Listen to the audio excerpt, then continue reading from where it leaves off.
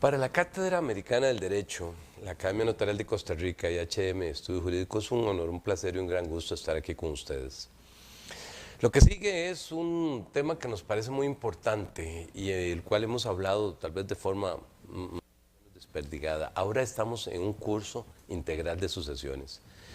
No podemos decir que vamos a enseñar todo lo que conocemos, todo lo que sabemos, porque tal vez ni sabemos mucho, sino más bien es el hecho o es la circunstancia de que a lo largo de los años son muchas las consultas, son muchos los errores. Los profesionales siguen teniendo muchos errores e inclusive, y errores que cuestan gotas de sangre, e inclusive también ocurre y pasa que muy respetuosamente muchas personas que imparten cursos o que dan charlas y de todo, pues uno mismo se da cuenta que pueden cometer algunos errores. Y entonces pegan esas fabulosas embarcadas a los otros profesionales. Había un cliente que hace muchos años me dijo, uno de los aspectos más delicados de la abogacía es, más nefasto si se quiere, es el mal consejo que te puede dar un abogado. Y también me he dado cuenta que existe mucha esa información informal, ese conocimiento informal donde alguien me dijo, alguien me contó, alguien, y a veces la información es errada. Entonces nos dimos a la tarea y nosotros por muchos años hemos estado tratando de informar, de dar consejos, de dar volados, de dar consultas, asesorías, en la medida de las posibilidades, por supuesto, cada quien lo suyo. El tema de las sucesiones es un tema en que hace muchísimos años trabajamos en él. Ahora, lo que viene siendo importante es que tratamos y por qué pensamos, por qué hacemos las cosas. Bueno, hacemos las cosas porque queremos en general que las personas sufran menos, que no haya tanto conflicto, que las cosas mejoren. Las sucesiones en Costa Rica tienen un tema muy complicado donde yo creo que no he visto otra materia en la que haya tantas metillas de pata. Eso quiere decir que nosotros hacemos las cosas para que las cosas mejoren, para que sean mejor, para que haya un crecimiento en el nivel, que yo creo que a veces le falta mucho a Costa Rica. Hagamos las cosas mejor, es un lema que en algún momento hasta utilizamos. Bueno, vamos con nuestro primer curso. Nuestro primer curso se llama La Voluntad Testamentaria. Este curso, esta sesión está integrada por información que les voy a brindar y que viene de mi génesis, pero también de la psicogerontóloga Jenny Mora, que es mi hermana y que es una experta en esta materia. Entonces le he robado muchos conceptos, muchísimos conceptos a ella. Por supuesto que vamos a hablar de aspectos que son de orden médico y que no es para nada mi conocimiento, ni mi título, ni nada que se aproxime. Es decir, lo que vamos a hablar nunca va a sustituir lo que es un criterio médico, de un psicólogo, de un gerontólogo, un geriatra. Y eso lo quiero aclarar mucho. Pero creo que son aspectos que nos van a ayudar bastante, al menos para ponernos un SOS de cómo son las cosas. Es un espacio que va a tener su rato, por lo cual a veces me voy a ayudar un poco de la información que tengo en la computadora. Y cuando ustedes vean esto, probablemente les van a generar inquietudes que nosotros vamos a tratar de darles y evacuar esa duda, esa consulta. Entonces, en esta primera sesión la llamamos la voluntad testamentaria, porque yo quise comenzar casi que desde que el momento de la persona tiene la psiquis hacer un testamento hasta que los bienes se reparten. A ese nivel de ambición hemos querido tratar de hacer un curso potente, fuerte, vibrante, completo, lo más completo que se pueda. Obviamente nunca se va a completar lo suficiente. Eso es como a veces como dicen, como las casas o las pinturas o los cuadros o los libros, uno siempre siente que faltó poner más. La voluntad testamentaria, la introducción que vamos a hacer es lo que conocemos primero como el hecho jurídico. Es un hecho humano de la naturaleza que genera efectos jurídicos y consecuencias legales. Pero es un hecho que puede ser de la naturaleza, lo cual nos podría llamar la atención de pensar que aunque sea excepcionalmente puede ocurrir, porque siempre hemos pensado que los hechos para que tengan consecuencias únicamente pueden ser hechos jurídicos y estos hechos jurídicos dentro del ámbito del derecho solo los hacen las personas. Pero pensemos, por ejemplo, la muerte o el nacimiento, hechos de la naturaleza que generan consecuencias jurídicas. Por supuesto, la muerte, consecuencia que es la que más vamos a ver, cuál es iniciar lo que sería un proceso de liquidación, que básicamente, sin perjuicio que después lo repitamos, la liquidación quiere decir eso de que tenemos un capital, de que quitamos las deudas y distribuimos lo que queda.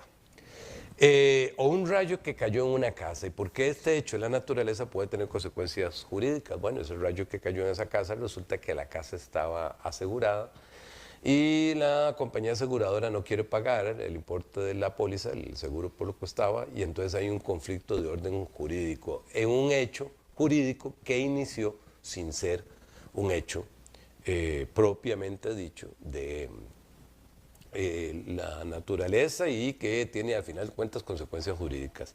Diferente sería, por ejemplo, que este rayo cayera en un parque nacional, quema un árbol y probablemente no pasa nada.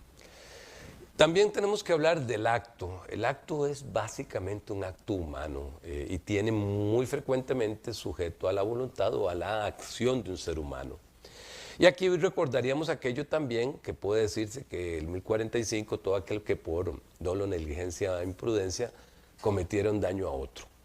En este caso, el acto humano puede tener efectos jurídicos o no. Cuando tiene efectos jurídicos se llama acto jurídico. Cuando no, es un acto que no tiene trascendencia para el derecho. Por ejemplo, como muchas veces lo hemos mencionado, por ejemplo, un noviazgo. Dos personas empiezan a llevarse bien, empiezan a tener un noviazgo, pero ese noviazgo no tiene efectos jurídicos a no ser que sobrevenga una conveniencia, que estaríamos en otro nivel de relación y que después de un tiempo va a estar avalado por el derecho, va a tener efectos jurídicos, consecuencias jurídicas.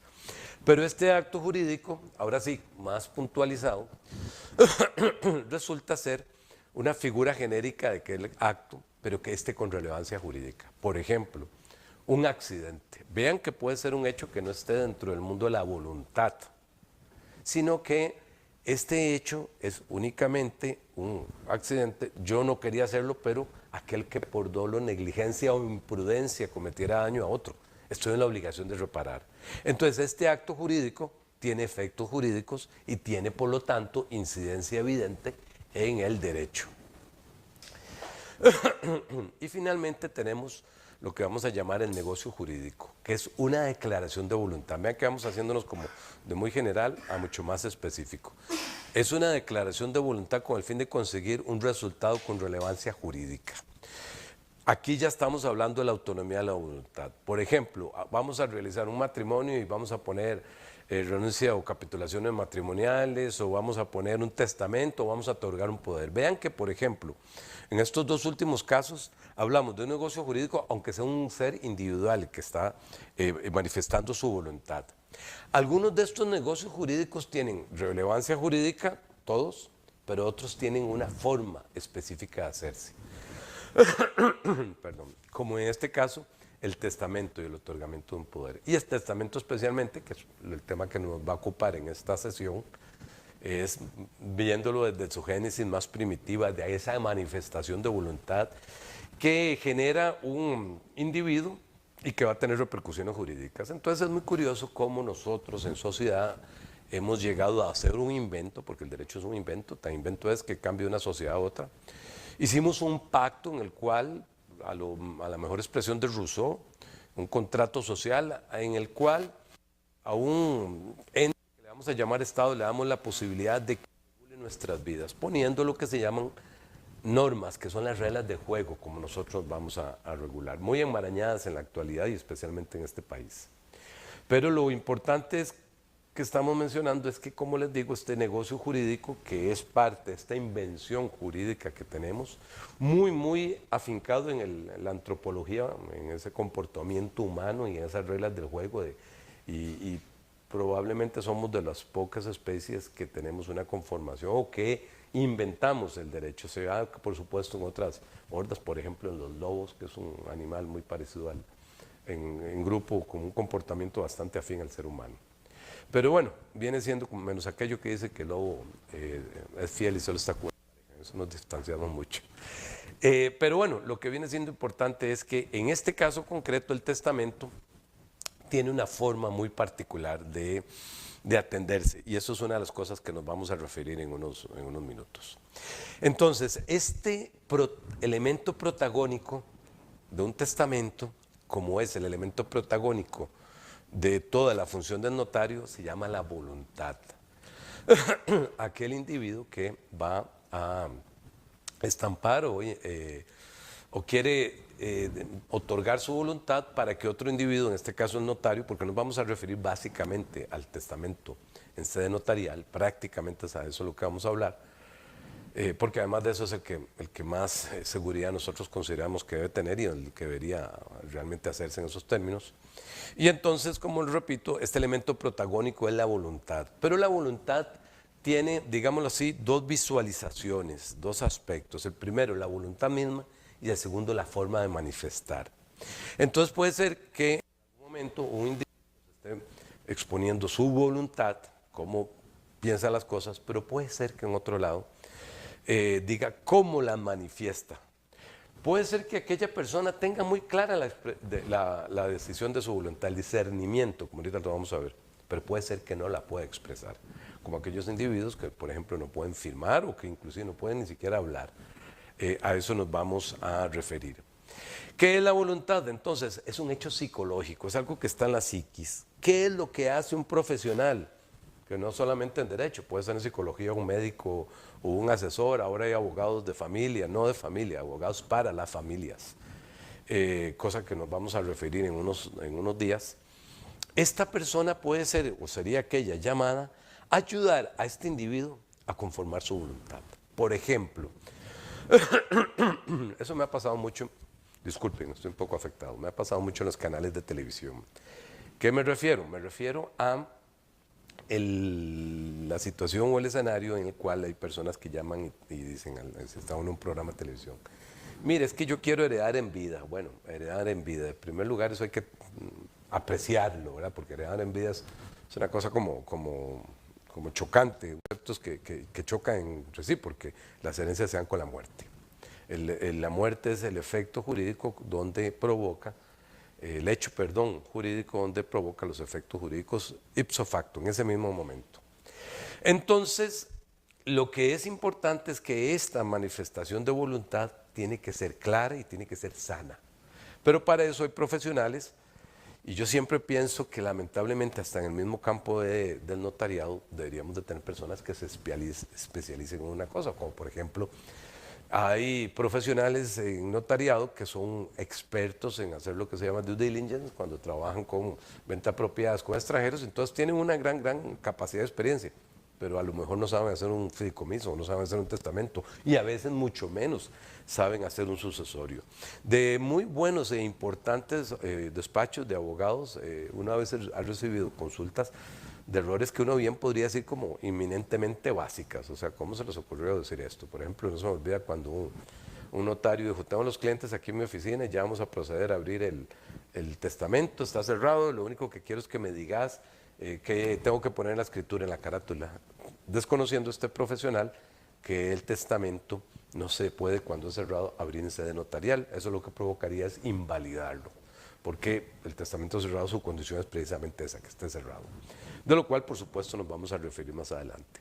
Pero como les decía, muchas veces las personas que acuden al despacho llegan contaminados de una gran cantidad de ideas que le metieron los vecinos o un abogado que los asesoró mal o alguna persona que no dijo las cosas como eran. O, por ejemplo, hay personas que dicen, yo quiero que cuando yo me muera todo le quede a mi hija, pero yo no quiero que haya un proceso sucesorio. Bueno, probablemente la figura que usted le llamaría la atención es conservar el usufructo y dar la nuda propiedad. Dice, sí, el usufructo, no se me olvida que me decían así.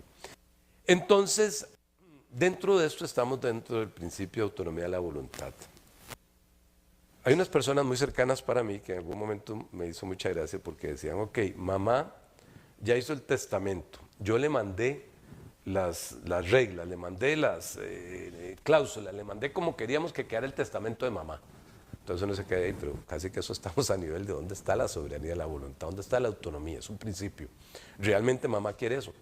O también he oído cuando dicen, mamá va a hacer el testamento, yo ya casi se lo tengo redactado.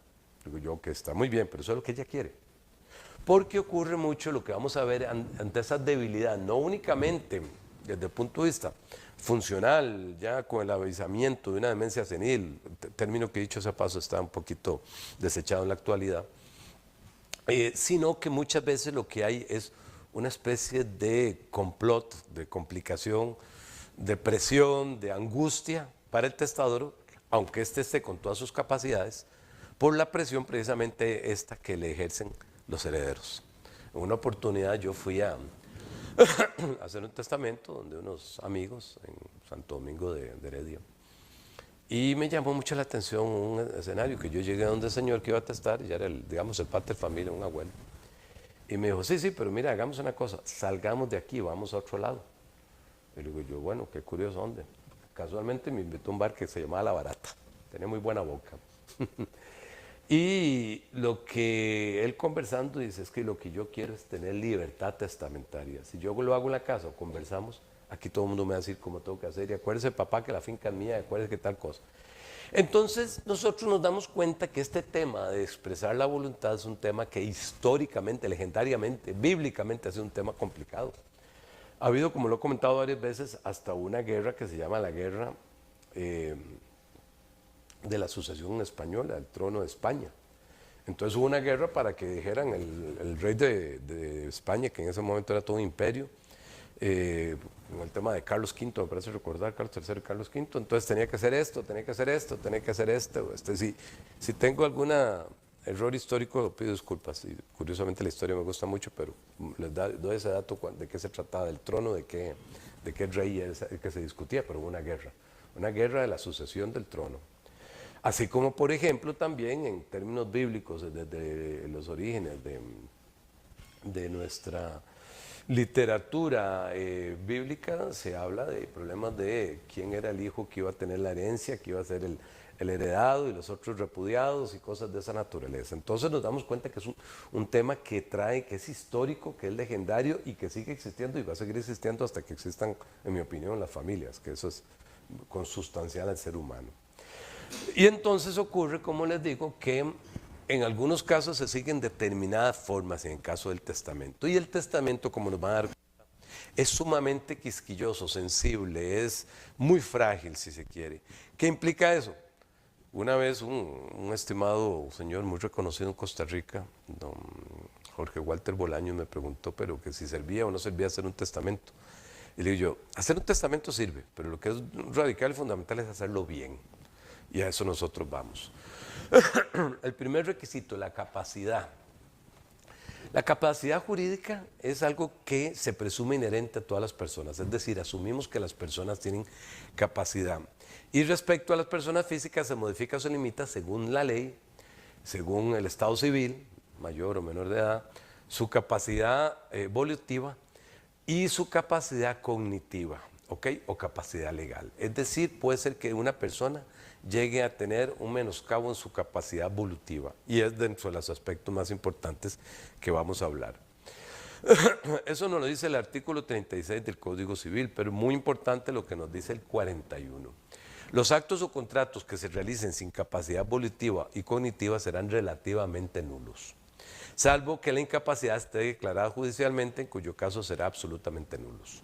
Recuerde que tenemos una nueva legislación, gracias a Dios existe, que le da a las personas con discapacidad o capacidades especiales un tratamiento diferenciado, especializado, tutelar, que se llama Ley de la Promoción de la Autonomía de las Personas con Discapacidad, o más se llama Ley de la Promoción de la Autonomía Personal de las Personas con Discapacidad.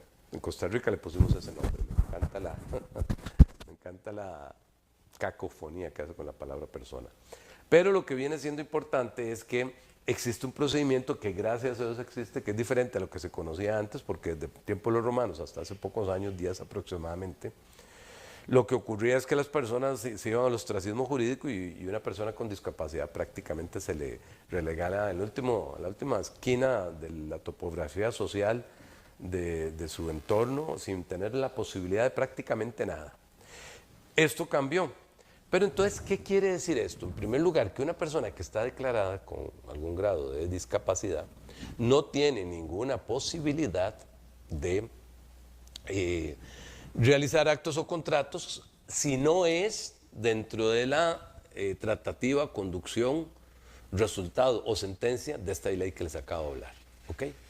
Pero lo que nosotros tenemos, el problema no es ese, porque la persona está declarada, los actos o contratos son nulos, ya no estamos hablando de relativamente nulos, sino absolutamente nulos, en cuyo caso, repito, estaría sujeto a lo que un proceso, que no nos vamos a referir todavía a eso, de salvaguarda, y que vamos a hablar precisamente en esto el próximo miércoles en un webinar que ya casi los estamos invitando.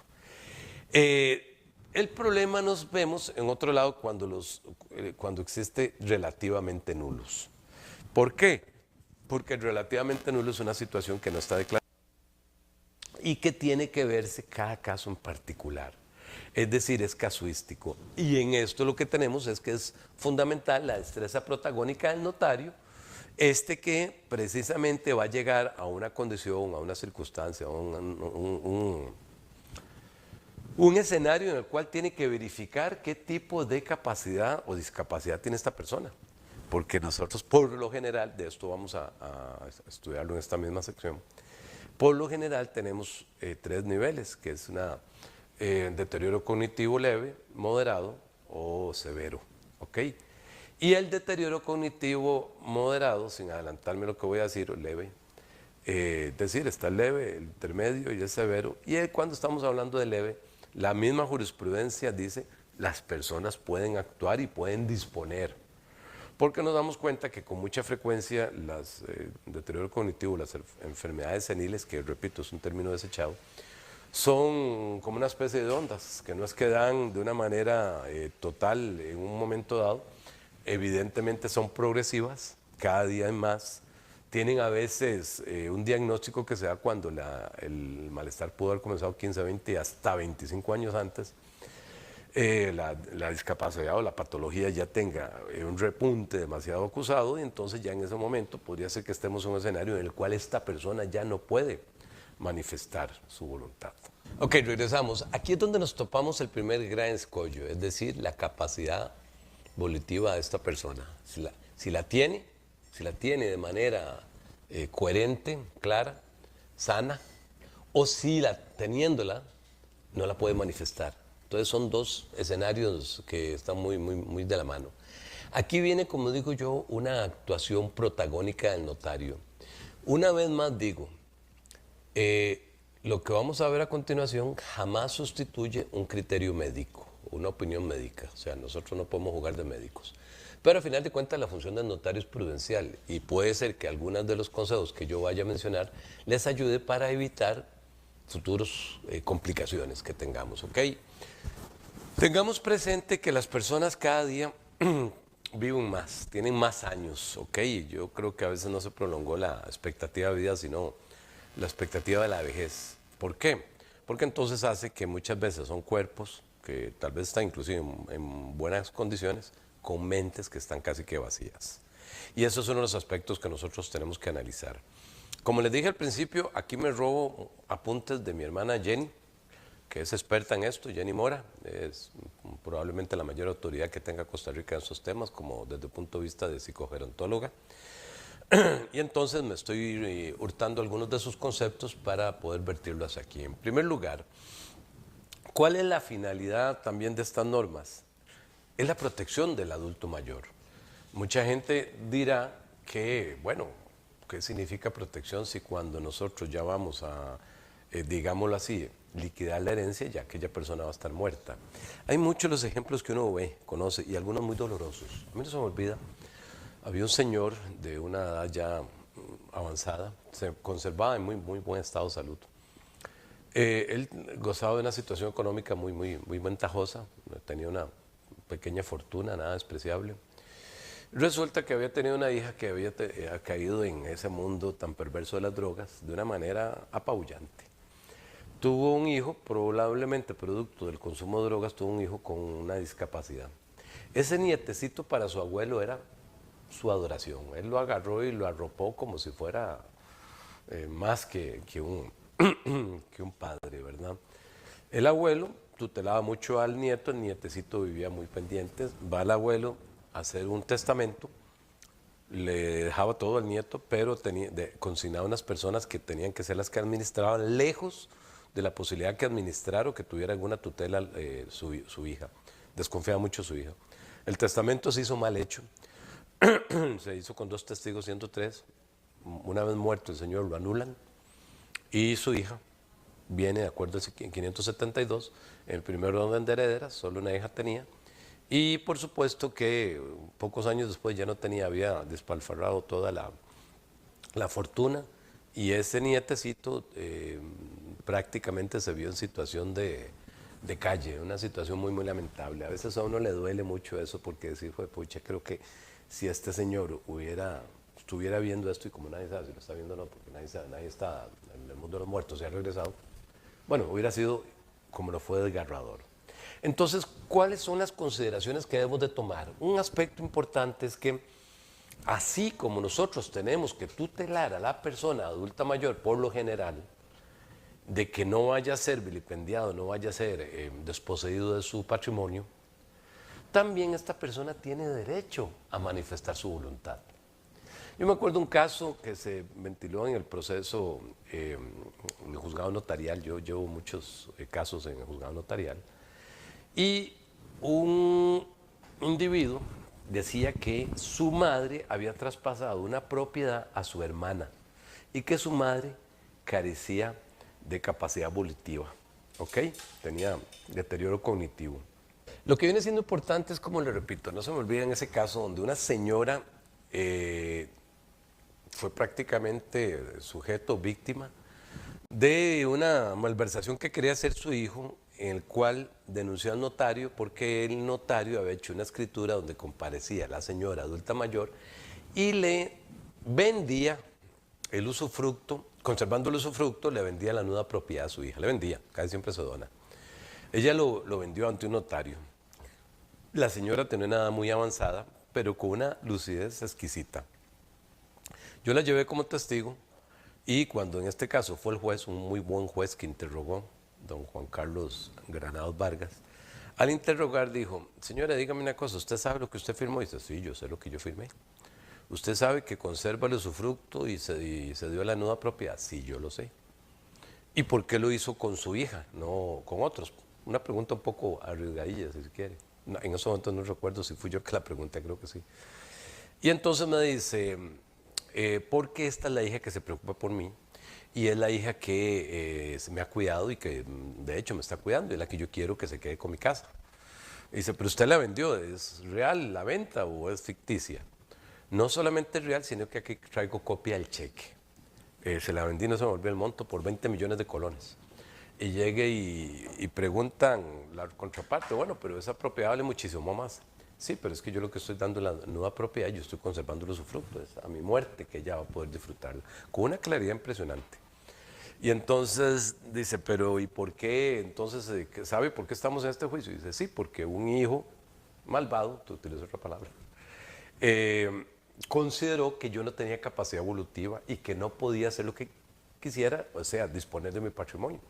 Por supuesto que lo que quisiera es anular esta escritura para que a mi muerte él sea heredero, pero lo decía con una claridad, había sido educadora y tenía una expresión muy rica, muy buena. Entonces eso me provocó un análisis, así como nosotros, los profesionales y las personas que nos encargamos o se encargan del cuidado de los adultos mayores, etcétera, tienen que velar porque el adulto mayor no sea burlado de sus derechos, lo que hoy por hoy ocurre todos los días. También tenemos que verificar que ellos tienen derecho, como dijo esta señora: yo tengo derecho a disponer. Al disponer una casa muy buena, con 20 millones de colones, tengo la posibilidad de pagar mis gastos, de ir a pasear, de ir a hacer con los viejitos mochileros, de salir los domingos, ir a salir del país si quiero y demás. Entonces, esa revelación a mí me dejó muy claro de dos cosas. La primera es que la tutela del adulto mayor es que no sea burlado de sus derechos, como lo mencioné, pero también que pueda expresarlos, inclusive patrimonialmente. Es decir, es una persona que tiene el derecho de seguir gozando del ejercicio y su capacidad de ejercicio, capacidad de actuar. ¿Ok? Y la segunda es ese elemento tan importante y tan protagónico que tiene el notario, por lo general profesional en derecho y demás, que vuelvo a decir, esto lo he dicho como 3 veces y lo estoy aplicando: yo no quiero que el colegio de médicos un día me diga: es que usted cómo anda sugiriendo, pero vuelvo a decir, jamás va a sustituir una evaluación. Pero inclusive aquí es donde nosotros vemos que hay aspectos a considerar. En la incapacidad se rigen las evaluaciones que hagan las personas antes del deterioro o durante el deterioro. Puede ser inclusive mucho tiempo antes, o sea, puede decir que tengo un deterioro muy incipiente. A veces yo mismo pienso con mi atarantamiento que todo lo pierdo ahí. Entre otras cosas, no encontraba las llaves. Ahí ya la gente que trabaja en mi casa amablemente me buscó las llaves donde las había dejado y yo creo que a veces el celular lo metió hasta en la refrigeradora. Entonces hay algunas personas que somos proclives a poder avisar o vaticinar que podamos en un futuro tener un problema de una demencia senil. Entonces estamos hablando entre el mundo de la cognición y la capacidad. Que puede haber existencia de problemas cognitivos que no necesariamente se reflejen en la capacidad de tomar decisiones. O sea, puede ser que yo o que una persona tenga algún problema al manejar un auto, en fin, pero puede hacer transacciones económicas sin ningún problema. Entonces viene a existir un estudio más, digámoslo así, integral, más amplio. Esto lo digo porque, como lo voy a mencionar varias veces, en un caso que tuve, un médico realizó un diagnóstico de una persona muerta y que tenía varios años de estar muerta, 2 o 3 me parece recordar, con únicamente los otros informes que tenía, la epicrisis y los otros diagnósticos que tenía y con los medicamentos que tomaba. Para la más seria de las doctrinas, el dictamen solo se puede hacer presencial. Ese es el exitoso, el que realmente uno puede determinar si sí o si no. Por eso, como ahora se está dando mucho, y aquí llevamos muchos casos de esos, de personas que llegan a un momento y dicen, yo quiero meter la nulidad del testamento porque esa persona no está bien y demás. Más adelante les voy a contar un caso, o 2 casos muy pintorescos que conozco y muy interesantes, que creo que estoy seguro que les va a ayudar mucho. Siguiendo esta línea, entonces tenemos el elemento cognitivo, que casi básicamente quiere decir conocimiento, aquellas funciones mentales relacionadas con el procesamiento de la información. Funciones mentales relacionadas con el procesamiento de la información. ¿Qué es eso? Pensar, razonar, recordar, aprender y organizar. ¿Ok? Vea que tenemos la posibilidad de pensar. De lo que la información que nos llega la podemos razonar. Significa una labor de pensamiento un poquito más elaborada.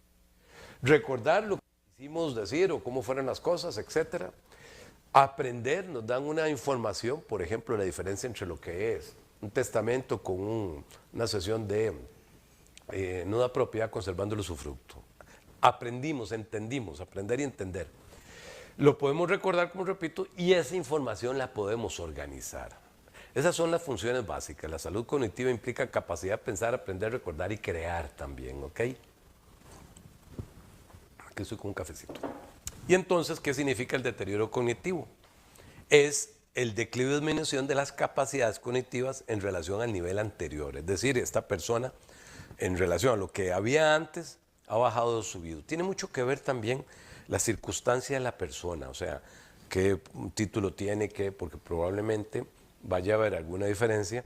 Es decir, si nosotros vamos a entrevistar a una persona que es un campesino o que ha tenido unas funciones no tan de orden intelectual como si este fuera un doctor en física. Ok, probablemente esos son aspectos muy importantes de considerar. ¿Cuáles serían los aspectos que tenemos que valorar?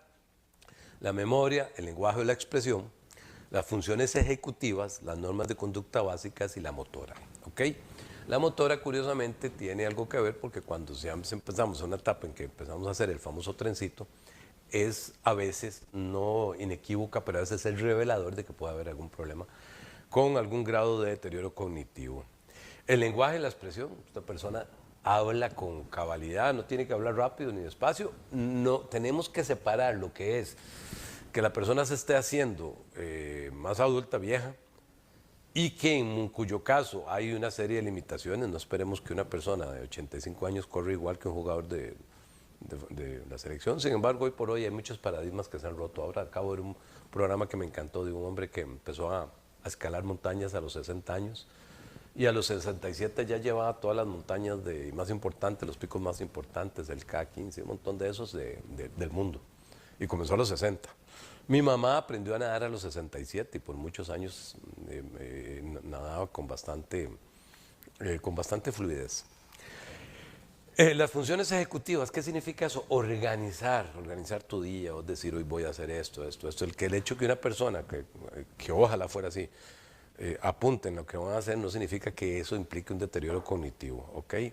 Las normas de conducta básicas, aquí ustedes tienen una entrevista con la persona, conversan, cómo está, cómo le va. Las normas de conducta básica pueden también, la ausencia de ellas, generar algún tipo de sospecha de deterioro cognitivo.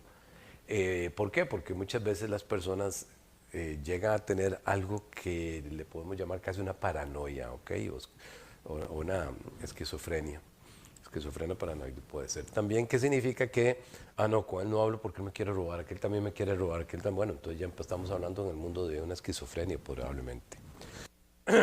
Patologías neurodegenerativas, el menoscabo de las funciones diarias, la demencia y la pérdida de autonomía, la necesidad de ayuda para las funciones básicas.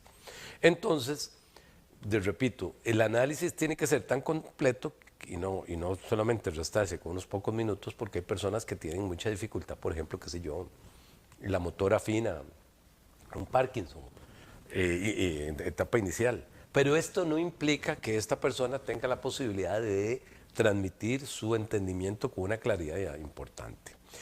¿Qué es lo que ocurre con el deterioro cognitivo? Bueno, nosotros lo que tenemos en el cerebro, las neuronas, lo que hacen son conexiones neurobioquímicas, ¿ok? Eléctricas. Estas conexiones, por unas cositas que se llaman dendritas, se llama sinapsis. Sinapsis es como decir idea, ¿verdad? Sabemos que se hacen miles de millones al día. Nosotros tenemos miles de millones de ideas al día.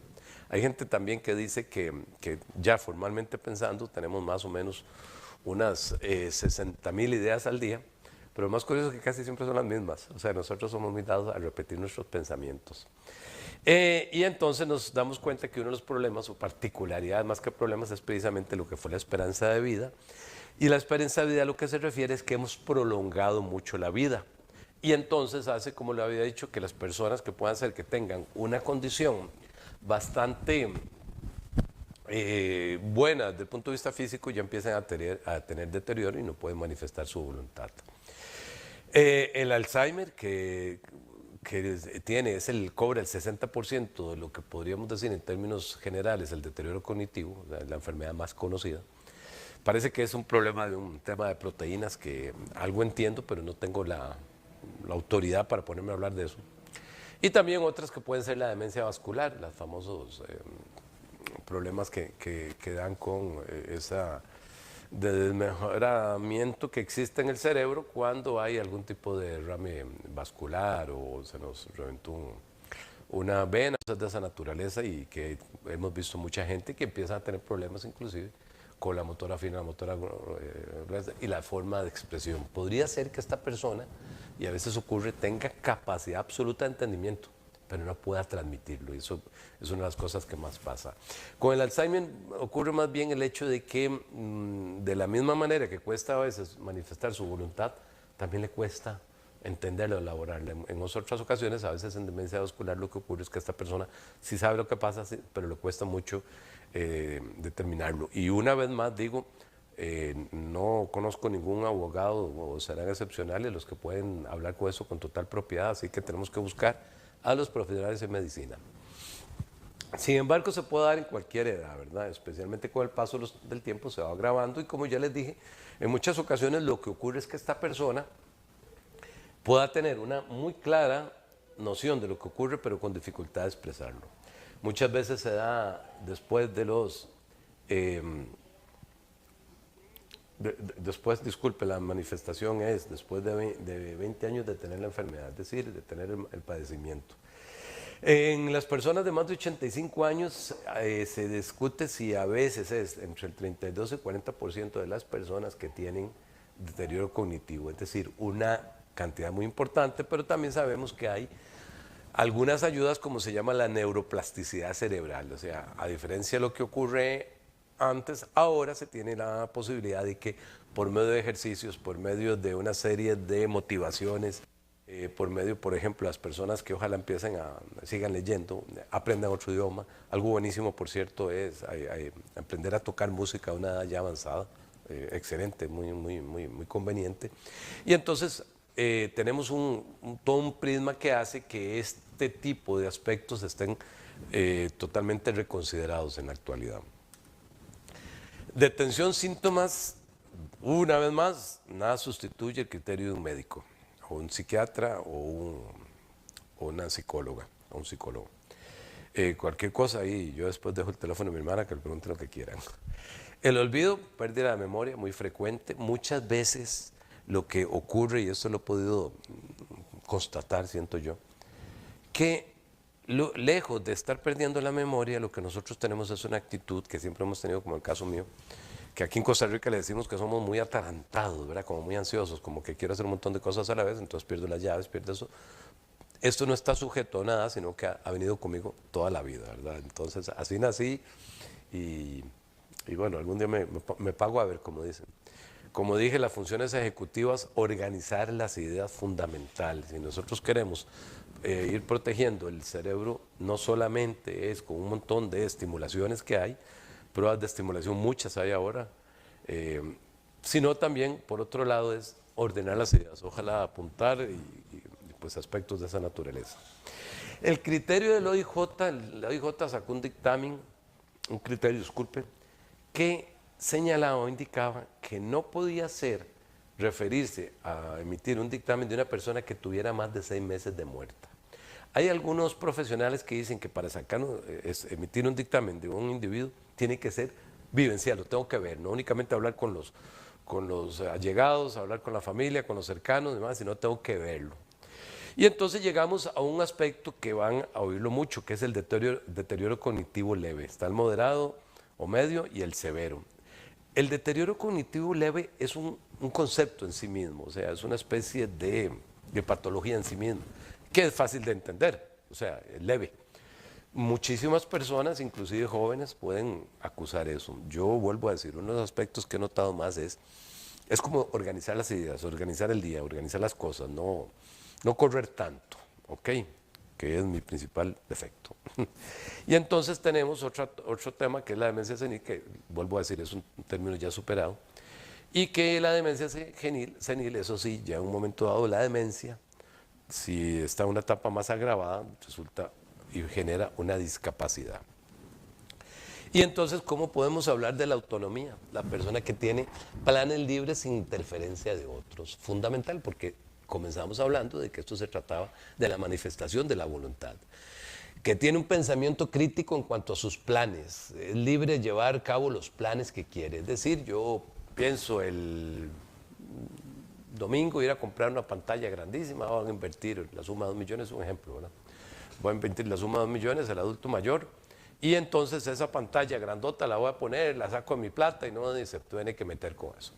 ¿Qué ocurre muchas veces? En América Latina y muy en Costa Rica tenemos algo que se llama sobreinvolucramiento, es decir, que somos muy metiches. Entonces tenemos una condición de familias sobreinvolucradas y que le dicen al adulto mayor lo que tiene que hacer, en qué tiene que gastar, cómo no tiene que gastar, etc. Porque muchos piensan que si todo lo que está gastando después o me va a quedar a mí o me va a quedar mi herencia o soy la persona que tengo que velar por su manutención. Y no siempre puedo pensar que eso sea así. Muchas veces los adultos mayores son los que más calculan sus ingresos y sus egresos. Había un profesor muy gracioso, en mi opinión, argentino, que decía, si usted le quedó plata para la herencia, es decir, si usted dejó una herencia, económicamente dejó una herencia, es que hizo malas cuentas. Usted debería llegar al último día de su vida gastando su último peso, pero bueno, eso no es tan fácil y no va a ocurrir así, pero siempre va a parecer muy chistoso. Cuando hay elementos que no son categóricos, puede establecerse el concepto de elección autónoma. ¿En qué se establece el individuo el hecho de una decisión libre en caso de que en vez de determinar si es capaz o no de ser autónomo? La cualidad de la decisión, la que juzga y no las características de las personas que hacen la decisión. Aquí ya estamos en términos muchísimo más médicos, pero ¿qué querría decir eso? En este tema de la información jurídica, lo que quiere decir es, nosotros nos vamos a sentar un buen rato a hablar con esta persona para estar seguros de qué es lo que quiere. Estas limitaciones intelectuales, que no necesariamente estamos hablando de, bueno, hábleme usted en colegio con la tabla periódica, puede ser que eso no se acuerde, como el caso mío, que ni me acuerdo ni me interesa, o sea, no era lo mío. Habilidades para adaptarse a diferentes situaciones de la vida diaria, eso es muy importante. Es muy frecuente que las personas adultas mayores, y me centro mucho en eso porque ya hablamos, ¿verdad? Casi todas las demencias seniles o el deterioro cognitivo tiene mucho que ver con la edad. Pero ocurre también como con los niños. Los niños, yo me he dado cuenta que quieren, aunque sea dormir en la más humilde de las camitas, pero que sea ojalá la misma o que no los cambie mucho. Igual pasa con el adulto mayor. Rara vez quieren cambiar su lugar donde vivieron toda la vida. Eso es bastante inusual. Y entonces, como les decía, hay discapacidad intelectual leve, moderada, grave y profunda o pluridiscapacidad. Ya esas personas que no pueden valerse por sí mismas, estamos en un grado de demencia. ¿Cuáles son algunos de los aspectos que se toman en consideración? Tomar en cuenta las condiciones físicas, mentales y ambientales de la persona. Si esta persona es capaz de moverse y proveerse comida. ¿Okay? Yo fui al supermercado, compré esto y hice una carne mechada como hace mi mamá, muy rica, o en fin. ¿Sabes dónde dejó la ropa, dónde guardó las cosas, dónde las puso? Importantísimo seguir un patrón. Nada más importante que eso. No les pasa lo que me pasó hoy en la mañana, que no encontraba las llaves del carro. Si requiere ayuda para manejar sus finanzas, en lo cual ahí estamos en un punto muy delicado que vamos a tratar después, que es aquella condición en la cual el adulto mayor no maneja con ningún tipo de estrés a la computadora y se la maneja un nieto y él cada día se da cuenta que tiene menos y menos fondos. Un día vamos a hablar de casos en la próxima sesión. Paga los servicios públicos, los puede pagar en línea, ideal que fuera así, porque ahora todo es electrónico y vamos a llegar a un momento en que todo va a estar bancarizado y las figuras del comercio electrónico van a ser las que tengan el mayor de los poderes en estos momentos. Ya prácticamente lo tenemos así. Puede seguir indicaciones médicas, ok, yo apunté que las mañanas me tengo que tomar tal y tal pastilla. Y son adecuadas las condiciones de salud en su entorno, ¿ok? Porque muchas veces lo que ocurre es que esta persona no tiene, tal vez, como lo dije al principio, ningún grado de deterioro cognitivo, sino que por otro lado lo que tiene es una especie de depresión ambiental y sus allegados no lo dejan o no la dejan tomar sus libres decisiones. Acuérdense que cuando la mayoría de la gente que cuando se hace adulta mayor empieza a ser más frágil, ¿verdad? Emocionalmente más frágil, entonces no quiere quedarle mal a los nietos, no quiere quedarle mal a uno u otro y demás. Vamos a hablar de algunos casos la próxima vez. Durante la reunión del abogado y notario, viste la persona, conversa, se comporta de manera apropiada, se mantiene en silencio, es capaz de mantener una conversación fluida, escucha, habla. Y lo digo porque mucha gente habla pero no escucha. Es capaz de leer y entender lo que está leyendo. Se le repregunta. Aquí traigo un documento. Este es el testamento suyo. Yo quiero que usted lo lea muy bien, ok. Si hay problemas de visión, audición, buscar las formas para darle solución. Ojalá estar acompañados. O con un profesional, me refiero por ejemplo, en caso del testamento, en el momento que lo vamos a hacer, o con un profesional de la salud, o con un dictamen que diga que esta persona está pura vida. Y un consejo de oro que yo una vez en un restaurante escuché a una colega diciéndoselo a un señor y si lo hace, le van a filmar esto. Y me encantó porque tal vez dio la arrogancia de que yo pensé que seguro me había escuchado alguna vez diciendo eso. Grabamos a la persona adulta mayor. ¿Cuándo? Siempre.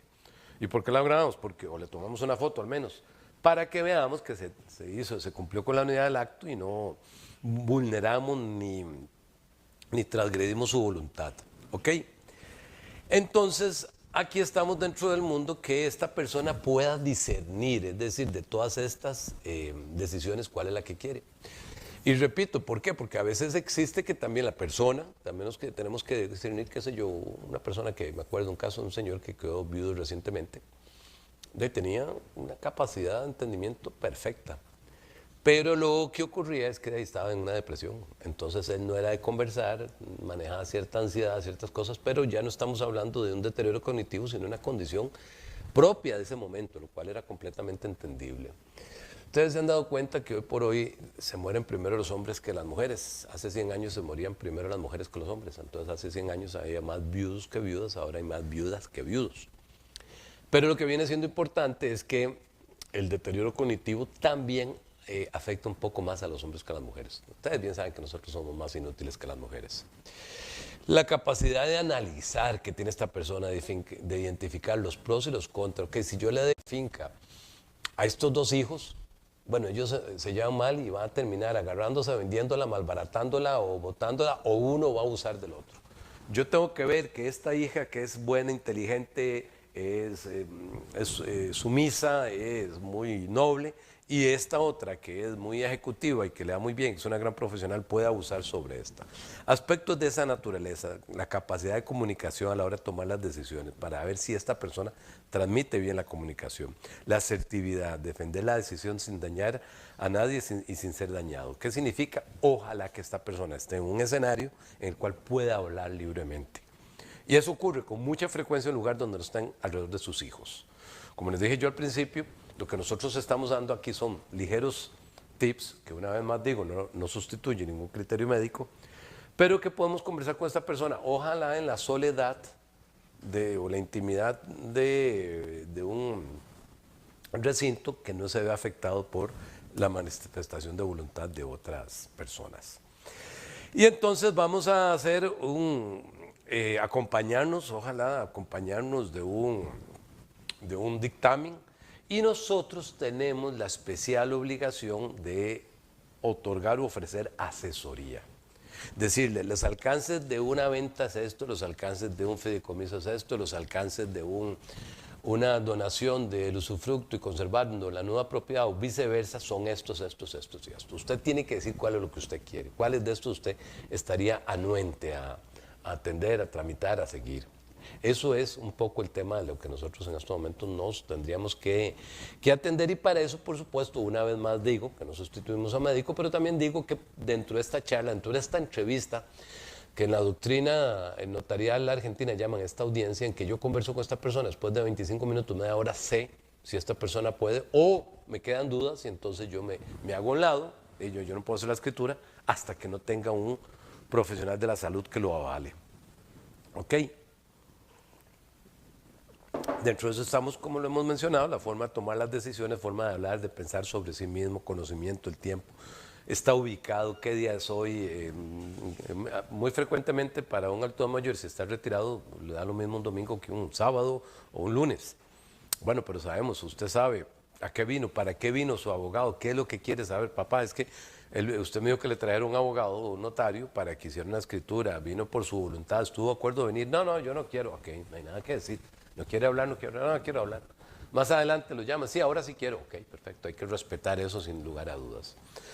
Entonces, como hemos hablado tantas veces, estas capacidades cognitivas no son tan difíciles de observar. Es decir, si se le pregunta, mire, dígame una cosa, ¿y usted a cuánto almuerza? ¿Qué le gusta comer más? ¿Cómo se siente? ¿Qué comió? ¿Qué le parece el nuevo presidente? Si dicen que es un presidente muy bueno, hay que internarla. No, mentira. ¿Qué opina de Trump? ¿Qué es lo que está pasando en el mundo? ¿Qué sabe? ¿Es apricista? ¿Va con la liga? O bueno, hay de todo en la viña del Señor, ¿verdad? ¿Qué planifica? ¿Cómo piensa usted pasar el resto de sus años? ¿Qué piensa hacer? ¿Piensa quedarse viviendo en San José? ¿O se quiere ir a la playa? ¿O quiere ir? ¿Qué decisiones? Preguntarle si entiende la consecuencia de las decisiones que está tomando.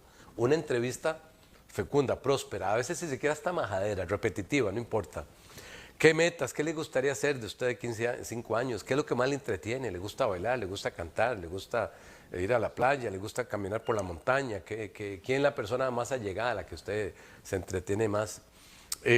Evaluar si percibe la organización de sus objetivos, o ideas. Es decir, si yo lo que quiero, todavía puedo seguir manejando vehículos, yo lo que quiero es llevar a mis nietos o hasta inclusive organizar las finanzas. Bueno, este dinero que lo dejé aquí está destinado a, que si yo tengo deterioro cognitivo y tengo limitación en la capacidad volitiva, piensa siempre o tenga la posibilidad de llevar a mis nietos a Disneylandia o que los lleve el sobrino tal. Para eso existe otro instrumento actualmente, del cual hablaremos en otro momento, que se llama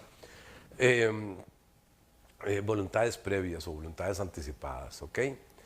Y de eso vamos a hablar, el mal llamado el testamento vital. Flexibilización cognitiva, mire, si esto no se pudo hacer, ¿estaría usted de acuerdo que lo hiciéramos? No voy a poder llegar a verlo el lunes, ¿le parece que fuera el martes? No, es que si no es el lunes no puede ser. Bueno, ahí ya nos está manifestando un grado de, por ejemplo, puede ser algún grado hasta de paranoia. La anticipación, usted sabe qué puede ocurrir, qué va a pasar si en Europa los europeos no se arreglan con Estados Unidos. ¿Qué cree? No, lo que puede pasar, pues, pucha, me da miedo una guerra. Ok, andamos más o menos bien.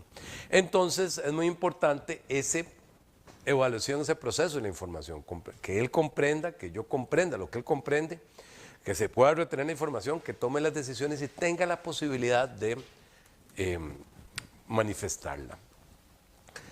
Recuerden, como les había dicho, que en el adulto mayor la capacidad se presume. Nosotros no tenemos por qué pensar que esta persona, por grande que sea, como el caso que les dije de la señora que se le evacuó la testimonial ante un juez, era muy mayor, tenía como 92 años, pero con una capacidad envidiable.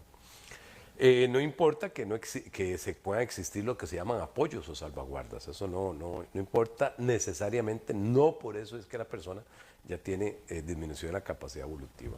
Esta persona debería saber, por ejemplo, en el manejo financiero, ok, su hija María es la que maneja las finanzas, sí, usted confía en ella, sí, ha verificado algún faltante, no ella es, pero un relojito. Ok, usted sabe la diferencia entre lo que es autorizada y lo que es beneficiaria. Autorizada es que esta persona puede manejar sus cuentas y beneficiaria es que en su ausencia este dinero no entra a una sucesión, sino le queda directamente a la beneficiaria. ¿Sabe esa diferencia? Ah, no sabía. Explíqueme de nuevo. Ok, le explicamos de nuevo. Tenemos que tener paciencia. Es uno de los defectos más grandes que yo tengo, la impaciencia. La decisión tomada por alguien carece de capacidad para ser tomada en el mejor interés de esta persona. Es decir, nosotros siempre vamos a pensar, es un defecto del ser humano, que la otra persona lo que debería hacer es esto. Hay una frase que me encanta de René Descartes que dice, no hay nada mejor repartido con la razón, todo el mundo cree tener la propia. En mi casa todos creemos que lo mejor que debería hacer mi mamá es tal cosa, pero yo siempre les digo, por ejemplo, el corte de pelo, ayer me acuerdo que decía, ay, me corté el pelo muy corto, es suyo, usted puede hacer lo que quiera con su pelo, hasta quitárselo todo. Pero por supuesto, si un chico de 20 años con un pelo hermoso, grande, se peluquea y queda pelón, todos decimos la moda, rebeldía, lo que quieran, pero si un adulto mayor o una adulta mayor se peluquea y queda pelona, es un deterioro cognitivo, ¿no? Se volvió loca, demente, uy, qué bárbara. Entonces nosotros tenemos que darnos cuenta que con mucha facilidad somos muy severos y poco pacientes. Y lo repito, muy severos y poco pacientes con el adulto mayor.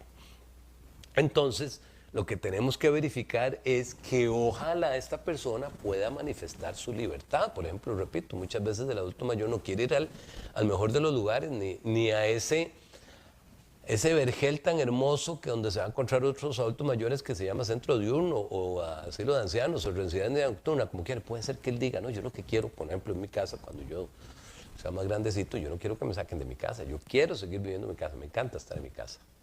Entonces quiero seguir viviendo ahí. Ok, ojalá que nadie me saque. Voy a pasarle esta copia, este video a mis hijos.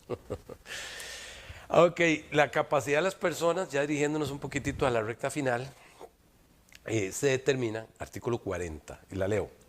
Los notarios deben apreciar la capacidad de las personas físicas. Entonces, todo lo que hemos hablado, ese elemento de protagonismo en el caso de los notarios, es apreciar precisamente la capacidad de las personas físicas, saber cómo están. Para eso está todo lo que hemos hablado, estos tips, estos análisis, este tipo de aspectos, etc.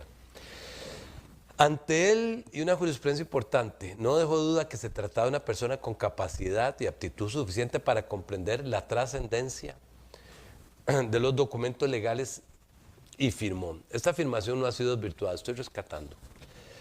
Ya que aunque provoque que en años 1000 la señora empezó a evidenciar un déficit cognitivo leve, es por sí solo no la incapacita para otorgar actos que con el paso del tiempo sí podrían ser desvirtuados, ya que el trastorno cognitivo leve, también conocido como fase 1 o demencia leve de la enfermedad de Alzheimer, las personas no pierden su capacidad para administrar sus bienes. Esta fase 1 de su enfermedad. Tribunal, voto 224, el 4 de octubre del 2007. ¿Qué quiere decir esto? Que todo lo que les he contado implica que una persona con un deterioro cognitivo leve no está inhibida, imposibilitada, ni probablemente sobrevenga nulidad. Obviamente que la situación es muy circunstancial, porque también me acuerdo un momento dado que un testigo dijo, yo sentí que la señora, un testigo igualmente ante un testamento, dijo, yo sentí que la señora no estaba bien mentalmente. Y yo le pregunté, ¿por qué? Y dice, bueno, porque cuando firmó, dijo, soy libre, se quitó la ropa y empezó a correr cuesta abajo. Obviamente su deterioro cognitivo podía ser leve, pero en ese momento estaba en un grado de demencialidad apuntado. Ok, seguimos. De aquí vamos a darnos distancia, vamos a dejar quieto ese tema del aspecto de orden psicológico, que una vez más digo, no es mi campo, pero la experiencia y la literatura y conversaciones que he sostenido con personas, lo que he leído, los mismos a veces videos y documentales que uno pueda ver sobre neurocapacidad, cosas de esa naturaleza, hoy por hoy que se habla tanto también del cerebro, se ha explorado más en los últimos 20 años que en el resto de la historia de la humanidad en cuanto al tema del cerebro. Es mucho lo que se ha hecho después del año 2000 para acá en cuanto a la exploración de aspectos de orden neurológico.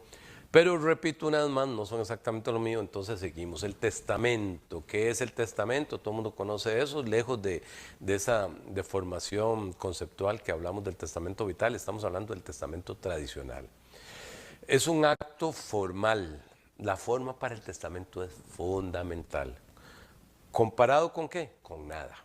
O sea, la forma es fundamental. Es 100% revocable.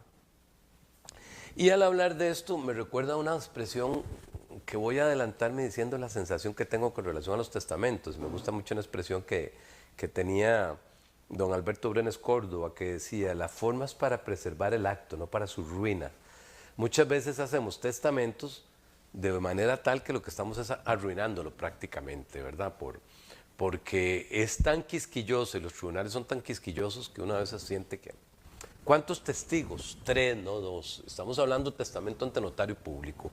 Yo sé que hay una confusión de normas 583 y otro artículo que hacen pensar que pueden ser 2 testigos, son 3, y lo ha reiterado mucho la jurisprudencia. Eso obedece a una mala redacción que, dicho sea paso, la Academia Notarial de Costa Rica en algún momento presentó un proyecto de ley para reformar muchos de los aspectos de la legislación sucesoria, pero bueno, todavía estamos en eso. Estos testigos, ¿qué naturaleza deben tener? Instrumentales, tal y como dice el artículo 42 del Código Notarial, que es un testigo instrumental, un testigo que puede o no conocer al testador, eso no importa, pero que tiene que estar ahí. Ahora les voy a decir lo que dice propiamente el artículo y se ocupan cuando la persona no habla el idioma español, no es que sea extranjero, porque puede ser un extranjero de México, cuando no habla el idioma español, se ocupan 2 traductores. El otro día una querida colega de Portugal me preguntó, Nicole Preinfa, que si era, ¿cuántos testigos? 3, que si los testigos podrían ser traductores. No, 3 testigos, 2 traductores. Hasta dijo, ¿qué montón de gente? Sí, un montón de gente en este testamento. Uno de los aspectos más importantes es la unidad del acto notarial. Ahora sí tenemos que empezar a hacer un esfuerzo que todas las personas estén en el momento de firmar el testamento. ¿Por qué? Porque antes era decir, hago el testamento, después me voy a recoger la firma del asistente, del otro colega. No, tienen que estar sobre todo porque ahora hay cámaras por todo lado, entonces podemos determinar que esa persona que aparece como testigo en ese momento puso una foto en Facebook que estaba en las fiestas de Guanacaste, de Santa Cruz. Entonces, tutelar, respetar, escuchar, atender la unidad del acto notarial. ¿A qué nos referimos? A la convergencia entre personas, hora, lugar y propósito. Ante mí, tal día, tal hora, tal. No hay ningún problema que lo hagamos fuera de nuestro despacho. Notario público con oficina en San José, de paso por la ciudad de Puriscal, comparece fulano de tal y empezamos a indicar de la forma más ordenada posible las cláusulas del testamento. Recuerden que el testamento puede ser declarado nulo parcialmente o puede ser declarado nulo totalmente, como por ejemplo, repito, si faltan ese tipo de esa cantidad de testigos. ¿Okay? Un dato importante es que muchas veces he oído la insensatez de que un testamento debe ser declarado nulo porque se puso dentro del haber sucesorio una finca y al momento de que la persona muere, es decir, se dejó un legado, digámoslo así, esa finca le quedaba a mi hijo mayor, y el momento de que la persona muere, ocurre que esa finca ya se había vendido. Eso no tiene ninguna importancia. O sea, los legados pueden... Ahí operaría otra cosa que se llama la cuarta falsidia, pero mucho más adelante vamos a hablar de eso, de un cónsul falsidio, que fue el que dijo que se provocaba cierta injusticia entre quien era heredero universal y quien era legatario. Ok, pero lo que viene siendo importante es que los bienes que se van a liquidar son aquellos que tiene el titular en el momento de su muerte, ¿verdad? Un dato fundamental, se puede testar a nombre de una persona moral o jurídica, no hay ningún problema, inclusive hasta una sociedad mercantil, ningún problema. Y otro aspecto muy importante es que puede ser que esta persona, por ejemplo, una asociación, no se le diga el nombre, pero sea susceptible de ser ubicada. Ya hay jurisprudencia que lo dijo así. Es decir, no dijimos quién es el caso de la persona o la asociación, así de ancianos de Liberia, pero tiene que tener la susceptibilidad de poder ser ubicada el objeto. Es decir, no lo anula el hecho que no tengamos y que lo dejamos abierto, por ejemplo, en manos de la albacea a nombre de quién va a ser que van a ir esos fondos. La unidad del acto notarial, repito, es muy importante porque es una de las formas también de anularlo, como por ejemplo cuando tengo un testamento ahí que generó un conflicto muy grande donde un individuo dice ante mí comparece y dice que lega tal y que determina tal cosa y demás, y resulta que ese individuo está en ese momento le están haciendo un TAC en el Hospital Blanco Cervantes, donde es demasiado fácil constatar el registro de ingreso y el registro de salida, eso es muy fácil. Entonces, esos son los cuidados que debemos de tener. O la persona que hace el testamento hoy y le va a recoger la firma paso mañana, y paso mañana la persona estaba con un montón de médicos, un montón de tratantes y no, era una ficción. Si nosotros vamos a hacer un testamento de una persona que está en un recluido o guardando cama en un centro hospitalario, lo tenemos que indicar. Y cuando ustedes van ahí se van a dar cuenta de que les van a poner unas enfermeras, por lo general muy grandes, que van a tratar, vean qué mala fama tenemos los notarios, de ver que la manifestación de voluntad sea inequívoca, constante, sea una voluntad sana, como hemos hablado. Las notas en el protocolo es una apreciación muy mía en un testamento. Procuren no hacerlas, a no ser que sea una cosa como muy leve, como decir que la cédula del testigo era 1.528 y se puso 1.508, que es algo muy pequeñito, pero no podemos aceptar una nota donde dice la finca es para el hijo Juan y la casa es para la hija Felicia, y después por nota decir que no, que la casa era para la hija Juan y la finca para la hija Felipe. Ustedes me entendieron. Eso es muy delicado, ¿ok? Entonces el notario debe indemnizar, como lo ha dicho la jurisprudencia, el error que provoca a la hora de redactar un testamento. Es decir, el testamento se redactó mal, culpa del notario, y ya la jurisprudencia, aparte de la suspensión, le dice usted tiene que indemnizar. Por supuesto que en Costa Rica los procesos no son ni pacíficos ni rápidos, mucho menos rápidos, pero bueno, por lo menos ya tenemos jurisprudencia que lo ha indicado. ¿Quiénes son los testigos instrumentales? Aquellos que coayudan con la dación de fe que realiza el notario. Están impedidos para ser testigos instrumentales aquellos que estuvieron ahí, vieron el fenómeno de la escritura, la manifestación de voluntad, etcétera, y no les quedó ninguna duda de que todo está muy claro. Quienes tengan interés directo o indirecto en el acto, contrato o negocio, así como el cónyuge, los herederos, ascendientes o descendientes hasta segundo grado de consanguinidad o afinidad del notario también, o cualquiera de los otorgantes. ¿Ok? No importa si los testigos son hermanos, entre ellos, no sean hermanos del otorgante, como tenemos un caso. Y entonces vamos indicando lo solemne y delicado que es el testamento. Es un acto solemne que no esté sujeto a interpretaciones. Revisen muy bien las manifestaciones de voluntad, las cláusulas. Estas tienen que ser legales y no pueden ser imposibles y no pueden cercionar un derecho humano. Yo no puedo decir, ok, porque en ese caso se puede anular el testamento o se tiene como no puesta la condición. Yo le voy a trasladar como legado a la finca de Limón a mi hijo Gabriel en el tanto él se haga sacerdote. Eso no. O en el tanto él se case con fulana. Eso como se veía en las películas de Estados Unidos, aquí no se puede. ¿Okay? En Estados Unidos depende mucho del Estado y tampoco se puede. Vamos a pasar en este curso de ideas unos videos muy bonitos que hicimos don Roger Peterson, quien es abogado en Costa Rica y en Estados Unidos y pertenece tanto a la academia como a la cátedra, como también al despacho. Y él hace una explicación de todas estas manifestaciones en los Estados Unidos, cómo son, cambia, depende del estado, etc. Y lo importante es que el notario cumpla con todas las condiciones. Como nota a pie de página, reitero que la diferencia que tenemos con el notario costarricense y el notario o de la tradición hispanoamericana con el notario de Estados Unidos es radical.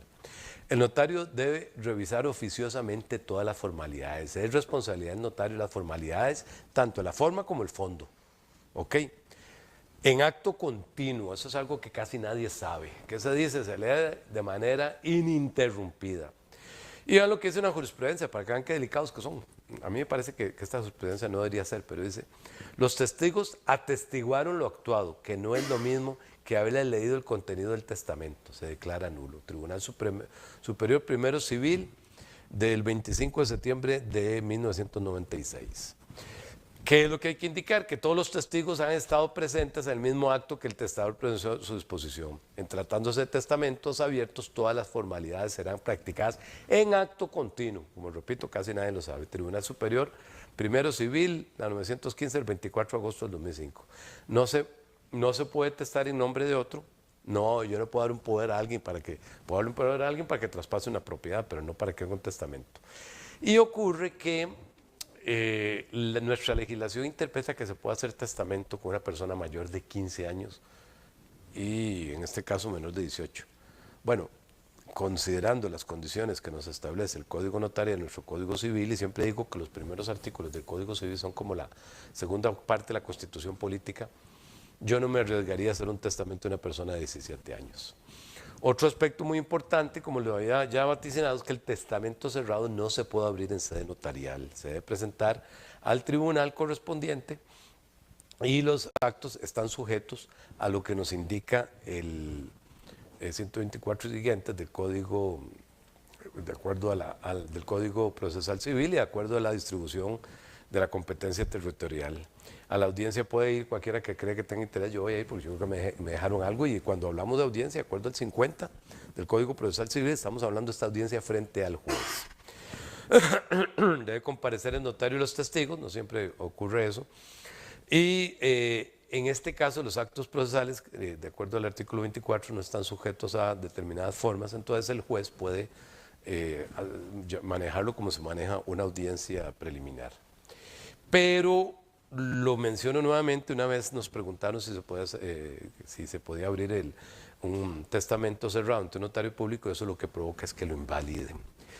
Bueno, esta es nuestra primera charla, nuestra primera sección de 6 que queremos. Quiero agradecerles profundamente a ustedes la paciencia que han tenido, la amabilidad de estar ahí.